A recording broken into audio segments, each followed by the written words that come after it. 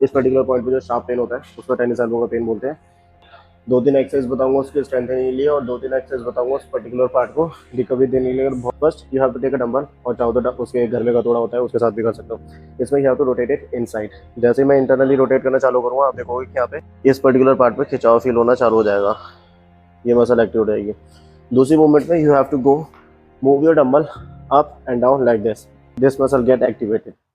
यहाँ पे you can see ये पर्टिकुलर मसल एक्टिवेट हो रही है, अप एंड डाउन हो रहा है। जितने आप राइट एंगल करोगे उतना ज़्यादा you can see. Stretching, stretching के लिए what you can do is, अगर इस पर्टिकुलर पार्ट में इमेजिन इस हाथ पे पेन है तो you have to move this like this and दूसरे हाथ से सपोर्ट देके you have to move it. जैसे मैं घुमाना चालू करूँ यू कैन सी इस पर्टिकुलर पार्ट पे खिंचाव फील होना चालू हो जाएगा।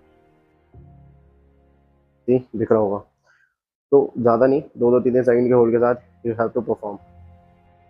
और बहुत कॉमन है, इसको अगर नीचे की तरफ प्रेस करोगे तब भी इस पर्टिकुलर पार्ट पे खिंचाव फील होगा, स्ट्रेच फील होगा, और मसाज भी कर सकते हो।